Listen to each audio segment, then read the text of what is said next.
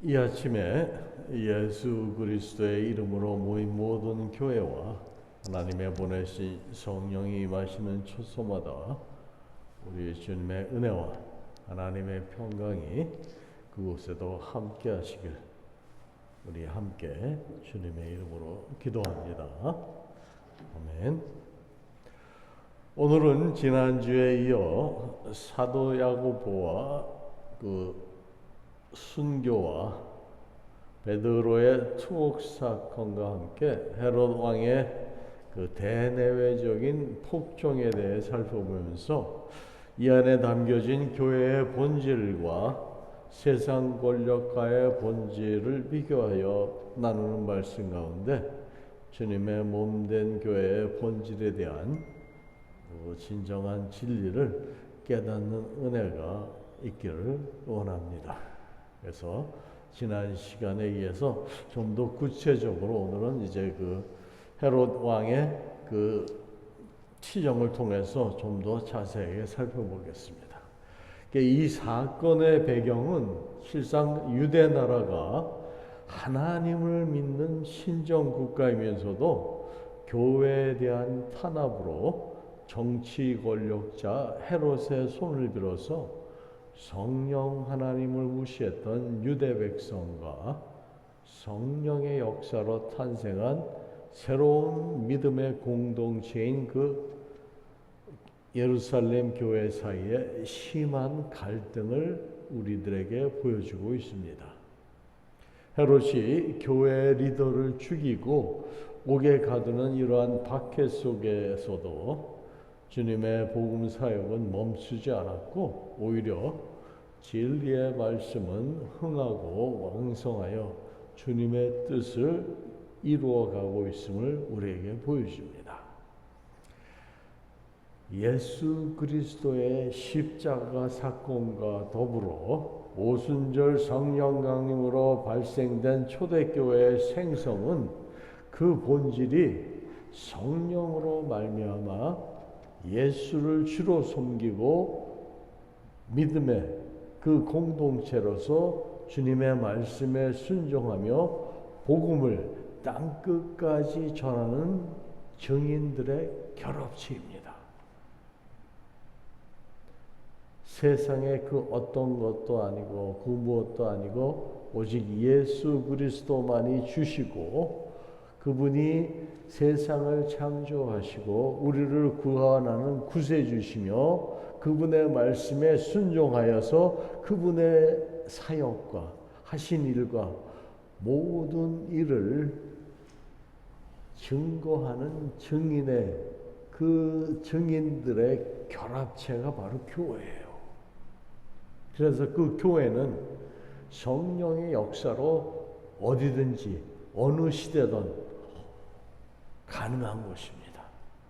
그리고 교회는 하나님께서 이 세상을 모든 인류를 통하여서 하나님의 구원 사역을 이루시기 위하여 주님을 그리스도를 머리로 두는 교회로서 우리 모든 성도들은 그 몸의 지체와 다름없습니다. 다 서로 연결이 되어 있다라는 거예요. 우리가 인디비주얼리 미국에도 교회가 있고 한국에도 교회가 있고 유럽에도 교회가 있고 전 세계적으로 교회들이 퍼져 있지만 그 모든 교회들이 주님의 지체들로서 서로 연결되어 있다라는 거예요. 한 영을 섬기고 한 주를 섬기고 한 나라 말, 하늘 언어를 우리가 하고 있다라는 겁니다.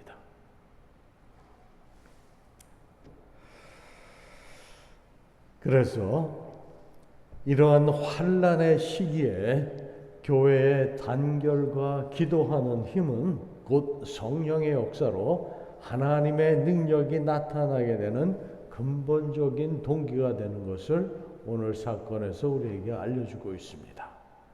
교회의 속성은 환난과 고난을 통해서 시련의 순간에 참된 교회와 성도의 진실성과 허위가 판명됩니다. 이러한 특성은 지나온 교회의 역사 속에서 우리가 쉽게 찾아볼 수 있는 부분입니다. 이는 교회의 중심은 세속적 정치 권력과는 달리 공의로우시며 거룩하신 하나님의 성품에 근거하기 때문입니다. 우리는 하나님이 어떤 분이신지, 우리 아버지 되시고 우리의 모든 것 되시며 우리를 창조하신 분이라는 걸 알잖아요. 하나님의 말씀을 통해서 그분이 어떠한 분이신가를 우리에게 가르쳐 주시고 알려주시고 보여주십니다. 그래서 그 성품 때문에 교회의 그 가장 중요하고 또 근본적이고 그 파운데이션이 되는 것이 하나님의 그 인자하시고 사랑하시며 우리를 긍휼히 여기시는 그분의 성품이라는 거예요. 교회의 모습이 그래야 된다라는 것도 같은 말입니다. 교회가 세상에 대해서 믿지 않는 이들에게 그러한 모습으로 비춰줘야 된다라는 거예요. 예루살렘 교회는 이런 교회의 속성을 반영해주고 있기 때문에 가락한 그 헤롯 왕의 극심한 핍박을 받으면서도 공의의 하나님을 의지하여 오직 주께 한 마음으로 기도하는 그들의 모습에서 우리가 이를 발견할 수 있습니다. 반면에 세속적인 정치 권력의 속성은 대부분의 세속 정치의 양상이 그러하듯이 하나님의 공의에 대치하는 모습으로 오늘 말씀에 등장하는 헤롯 왕의 대내외적인 통치 양상에서 이를 확인할 수 있습니다. 우선 그가 요한의 형제 야고보를 사형에 처했던 까닭은 여러 가지 추측이 가능하지만 성경 본문으로 미루어 볼 때 유대인의 환심을 얻기 위함이 주된 이유였다고 할 수 있습니다. 그는 평소부터 자신을 임명한 로마 황제와 그 통치 관할 대상인 유대인들과의 사이에서 신임을 얻고자 분주했던 인물임을 감안해 볼 때 그의 예루살렘 교회에 대한 핍박은 유대인들에 대한 환심을 얻고자 하는 행위였음이 분명합니다. 이런 연유로 헤롯 왕은 야고보를 칼로 죽인 것이 유대인들의 지지를 받게 되었을 때 그 여파를 몰아서 베드로에게까지 이를 확대시키려 하였습니다.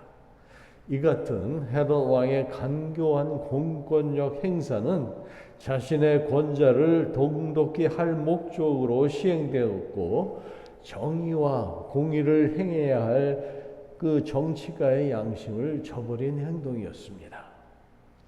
또한 오늘 본문에서 그의 대외적인 그 외교실에서 오늘 말씀에는 그 상대가 두로와 시돈 사람이었습니다. 두로와 시돈 지역은 당시 팔레스타인의 주요 상업 지역으로 헤롯 왕이 이들 지역의 사람들과 불화하게 된 연유가 성경에는 확실하게 밝혀지고 있지는 않지만 추측건대 수출을 통한 무역 상업에 있어서 경쟁적인 그러한 관계로부터 비롯됐듯 합니다. 아무튼 헤롯 왕은 그 결과 두로와 시돈 지방의 식량 공급을 중단하였고 이로써 당시 상업에만 의존했던 이 지역 사람들은 치명적인 타격을 입게 됩니다. 헤롯의 이런 식량의 무기화, 요새 말로 그렇게 말할 수 있죠. 이러한 정책은 두로와 시돈 사람들의 생존이 걸린 문제로 인도적인 면에서 볼 때 잔인한 정책이 아닐 수 없습니다. 여기에서도 우리는 그 세상 정치 권력의 비정함과 비인격성을 발견하게 됩니다. 이러한 세계에서는 최소한의 공의도, 아주 조그마한 공의도 이러한 국가적 이익 앞에 종종 무시될 수 있다라는 것을 우리가 볼 수 있습니다. 그래서 두로와 시돈 사람들은 헤롯 왕의 측근 중에 이러한 정책에 영향력을 미칠 수 있는 신하를 매수하여서 화해를 청합니다. 오늘 말씀 20절을 잠깐 보세요. 20절 보시면 헤롯이 두로와 시돈 사람들을 대단히 노여워하니 그들의 지방이 왕국에서 나는 양식을 먹는 까닭에 한 마음으로 그에게 나와 왕의 침소 맡은 신하 블라스도를 설득하여 화목하기를 청한지라 기록하고 있습니다. 다른 사본에 의하면 드로와 시돈 사람들의 이러한 집요한 외교는 일단의 성공을 보게 되어서 헤롯 왕이 노여움을 풀었던 것으로 전해지고 있습니다. 이로 미뤄볼 때 드로와 시돈 사람들은 헤롯 왕의 환심을 사기 위해 적지 않은 뇌물과 감언이설을 동원하였을 것으로 추측합니다. 이 부분은 뒤에 제가 좀 더 설명드리겠습니다. 그래서 지난주에 그 천사에 의한 베드로의 탈옥 스토리에 의해서 오늘은 18절을 보시면 18절 보세요. 날이 새매 군인들은 베드로가 어떻게 되었는지 알지 못하여 적지 않게 소동하니 기록하고 있습니다. 날이 새매 감옥에는 큰 소동이 일어났습니다. 군인들은 철저하게 제수를 지켰음에도 불구하고 깜짝같이 사라진 제수의 빈자리를 보고 놀랐습니다. 헤롯이 간수를 아무리 신문해도 베드로의 행방을 알 도리가 없었습니다. 헤롯은 분노를 이기지 못하고 무죄한 파수꾼을 죽이게 하고 예루살렘을 떠나 그가 원래 머물던 가이사라로 돌아갔습니다. 예루살렘에 그가 더 머물러 있어보자 유대인들의 환심을 사기는커녕 제수의 탈옥 아닌 탈옥 사건으로 원망을 들을 수 있었기 때문입니다. 이렇게 초대교회의 지도자인 베드로에 대한 헤롯의 처형 기도 사건은 베드로가 천사의 도움으로 풀려남으로써 일단락되었습니다. 그러나 주께서는 이를 묵고하지 않으셨습니다. 교회를 박해했던 헤롯에게는 하나님의 공의 심판이 임하게 됩니다. 주님의 헤롯에 대한 공의 심판은 단지 베드로의 구출에 그치지 않고 박해자들의 죽음이라는 결정적 국면에까지 이르게 됩니다. 물론 교회가 박해자 헤롯 왕이 죽기를 직접 간구한 것은 아니지만 분명 헤롯의 죽음은 하나님의 진노의 심판으로 이루어진 사건에는 틀림이 없습니다. 그것을 증명해 주는 것이 우리 23절 말씀을 보세요.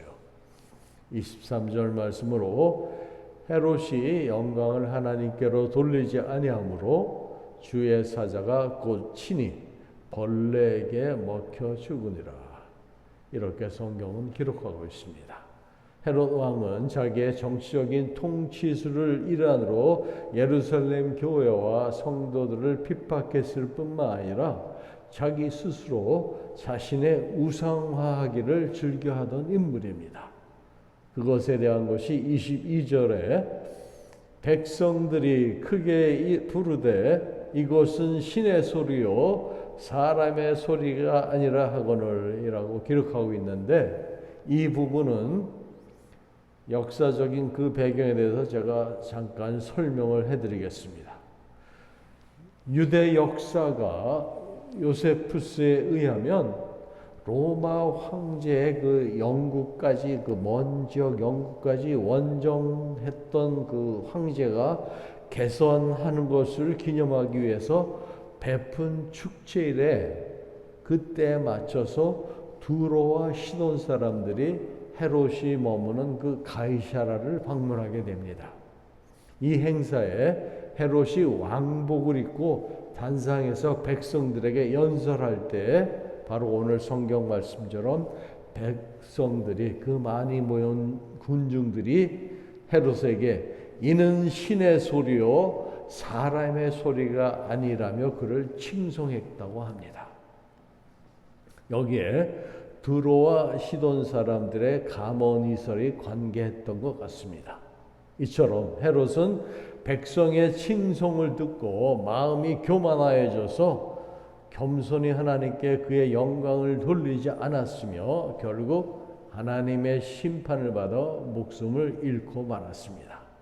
요세푸스는 헤롯이 심한 복통으로 인하여 죽었다고 기록하고 있는데 아마도 성경의 말씀, 오늘 말씀처럼 주의 사자가 곧 친히 벌레에게 먹혀 죽으니라. 이 말은 병균이나 혹은 해충 같은 벌레로 인해 죽을 수도 있고 아니면 하나님이 특정한 병을 주어서 벌레에게 죽임을 당하게 하신 것일 수도 있습니다. 이렇게 헤롯의 끔찍한 죽음은 자신의 교만함과 교회를 박해한 죄악 때문이었음이 확실합니다. 이처럼 세상의 모든 권력은 잠시 잠깐이요 그것이 크든지 힘이 있든지 간에 하나님의 권세와는 비교할 수가 없습니다. 그리고 그 정치적 행위나 결과도 결국은 하나님의 심판 아래 있음을 우리는 깨달아야 합니다. 이런 사실들은 한편 영적으로 우리가 그것을 해석해서 보면 헤롯의 사단적인 속성을 분명히 여기서 증명해 주고 있습니다. 스스로 높아져 신 같은 존재, 곧 하나님같이 되기를 맞이하지 않았던 헤롯 왕에게 이런 고통스러운 죽음을 내리신 것은 하나님의 직접적인 진노의 심판이었습니다. 역사적으로 볼 때 헤롯 가문 왕가의 최대 관심은 언제나 사탄 마귀와 같이 하나님을 대적하고 그 사역을 방해하는 것이었습니다.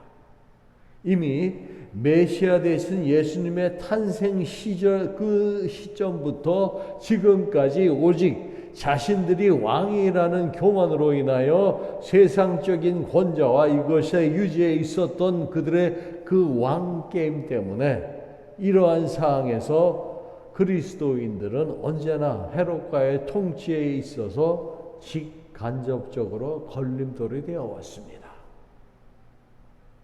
바로 영적인 눈으로 바라볼 때 헤롯 왕가는 사탄 마귀의 하수인 노릇을 하고 있었다라는 거예요. 역사적으로. 그것이 너무나도 클리어하게 예수님 탄생 시절부터 초대교회 생성 그 이후로까지 계속 교회를 박해하는 그러한 과정에서 그것이 너무나도 클리어하게 우리들에게 보여주고 있다라는 겁니다. 이상과 같이 오늘 말씀의 주요한 내용은 교회의 본질과 세상 권력의 본질의 차이를 나타내는 것으로서 그 결과는 곧 헤롯 왕의 죽음과 그와 반해서 복음의 확장입니다. 우리는 본장에 기록된 헤롯의 적극적인 핍박이 하나님의 경륜 가운데 허용되었음을 알 수 있었습니다. 따라서 교회의 승리와 박해자의 그 심판과 파멸이라는 주제를 통해서 하나님의 경륜을 다시 한번 숙고해 보면 교회의 본질에서 보았듯이 예루살렘 교회는 야고보의 순교와 베드로의 처형이라는 그러한 풍전등화와 같은 때를 당하였어도 역사의 주권자 되시는 하나님께만 전적으로 의지하고 기도로 의탁하는 아름다운 선례를 우리들에게 남겨주었습니다. 이러한 교회의 모습이 세상적인 눈으로 바라볼 때에는 예루살렘 교회가 위기 상황에 대처한 이러한 방법인 기도는 어쩌면 현실을 외면한 무기력한 방법이 아닐 수 없습니다. 사실 실제로 세상의 많은 사람들은 자신들의 모든 문제를 자기의 능력과 수고에 의존하여 해결하려 합니다. 그러나 교회와 성도들은 이와 다르게 대조적인 다른 방법을 택합니다. 이는 모든 상황과 문제를 전적으로 주께 의탁합니다.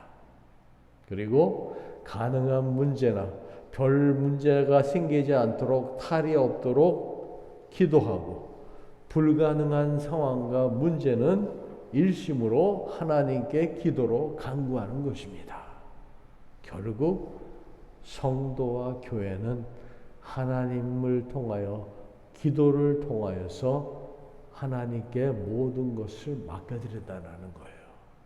우리 스스로 하는 것이 아니라 하나님의 뜻에 따라서 하나님께서 원하시는 방향으로 우리의 삶이 이끌어지도록 그분께 우리의 삶을 전적으로 맡긴다라는 겁니다. 때로는 그것이 우리 눈에 이해가 되지 않고 어떤 때는 내 생각과 다르게 가는 것 같지만 하나님께서는 그것을 우리들에게 배우게 하시고 깨닫게 하시고 주님의 뜻이 무엇인지 우리로 알게 하기 원하세요. 가장 쉽게 그리고 가장 우리가 정확히 알 수 있는 것이 주신 말씀, 성경 말씀을 통해서 그분의 뜻을 우리가 이해할 수 있고 그분이 원하시는 방향을 이해할 수 있습니다. 그래서 우리가 말씀을 묵상하고 상고하고 또 기도 중에 자꾸 그 말씀을 다시 되뇌이면서 하나님의 뜻을 우리가 늘 자꾸 생각하고 내 삶의 원동력이 되시는 하나님의 그 말씀이 우리의 삶을 리드할 수 있도록 말씀으로 우리가 충만해야 합니다. 그래야 기도도 그 말씀에 반하여 기도가 나오는 거예요.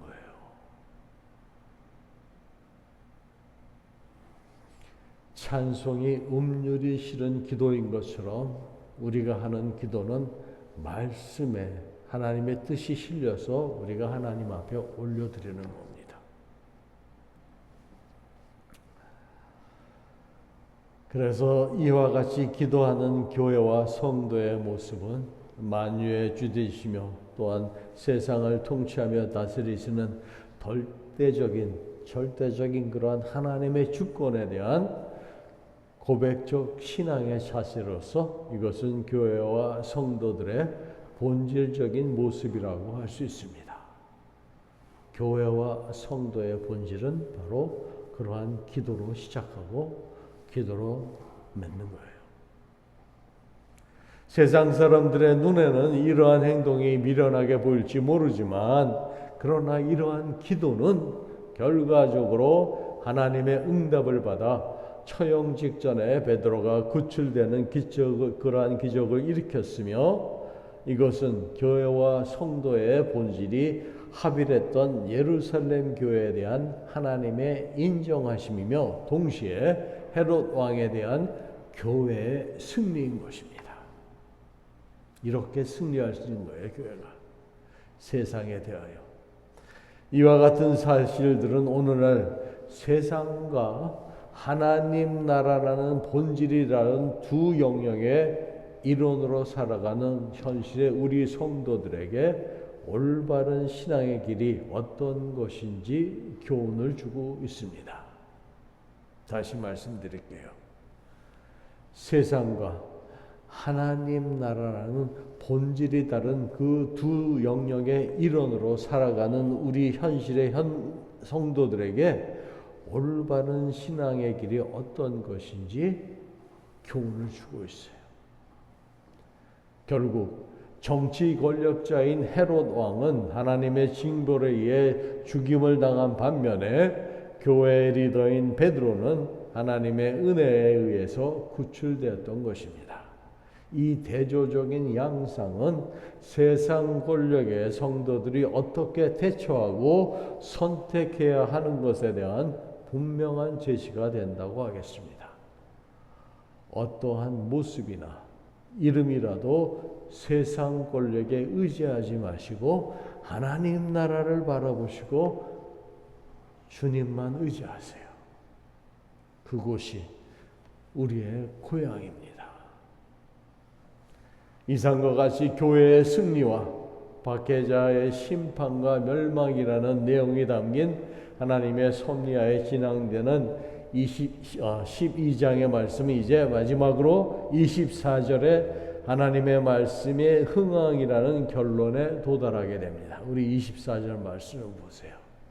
여기 보시면 하나님의 말씀은 흥황하여 더하더라 말합니다.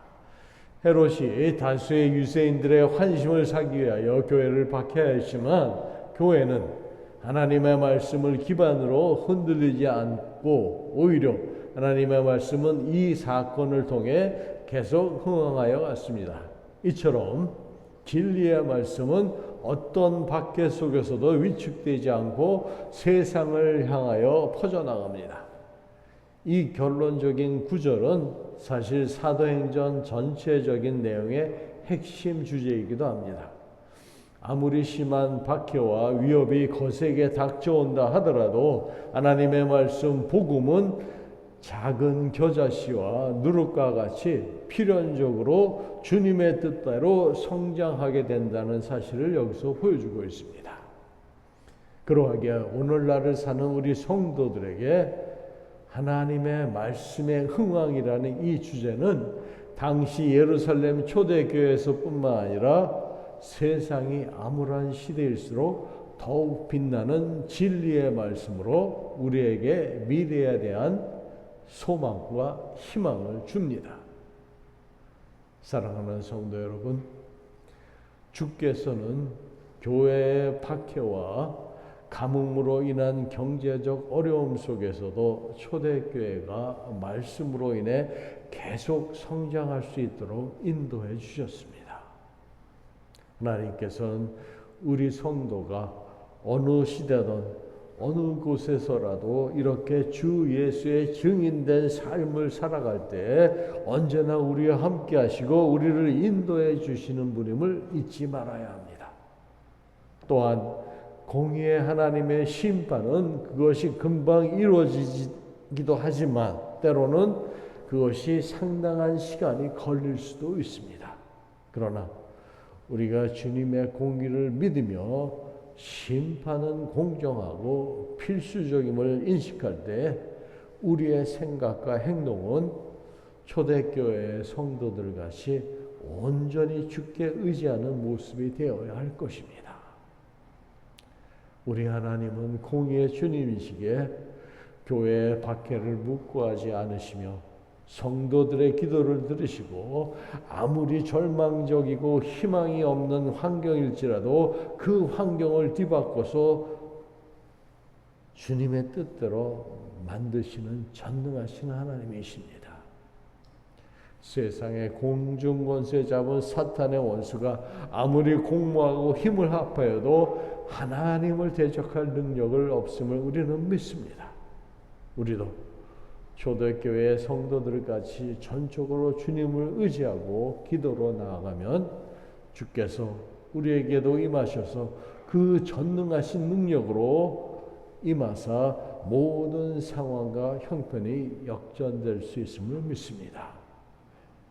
이러한 확신 가운데 우리도 절망하지 아니하고 오히려 기쁨으로 승리를 소망하고 원수들의 그러한 영원한 멸망을 바라보게 되는 저와 여러분이 되시길 주님의 이름으로 축원합니다. 아멘. 우리 잠깐 기도하시겠습니다. 성령 하나님, 우리 은혜교회의 형편을 너무나도 잘 아시고 또한 살피시며 주관하시는 주께서 주의 자녀들의 어려움과 부족함을 긍휼히 여기시사 저희들로 세상 것들에 의존하지 말게 하시고 오직 주님만 의지하도록 인도하여 주시옵소서. 주 안에서 진리의 말씀으로 어려움과 고통 중에 위로받게 하시고 우리 영혼이 주를 향함으로 또한 범사에 형통케 하시며 주님의 나라와 교회에 대한 소망을 새롭게 하여 주시옵소서. 그리하여 주시는 은혜를 통하여 기쁨으로 섬기게 하시며 맡겨진 사명을 온전히 감당할 수 있도록 은총을 베풀어 주시옵소서. 또한 아버지 하나님, 이 시간 저희 은혜교회에 속한 모든 권속들을 위하여 기도합니다. 오늘 함께 예배드리지 못한 영혼들 주님 그곳에 찾아가셔서 우리 주님 함께 하시고 또 먼 곳에 계신 우리 장로님, 권사님들 우리 주께서 오늘 주일 성일 동안에 아버지 하나님 저희들과 서로 교제하게 하시고 또 기도로 서로를 위하여 기도할 수 있는 영혼들로 주님 축복하여 주시옵소서. 하시는 모든 계획과 일들에 주께서 안위하시고 살피시며 돌아오는 그 시간까지 늘 함께 동행하여 주시옵소서. 모든 것 주께 의지하며 예수님의 이름으로 감사하며 기도드립니다. 아멘.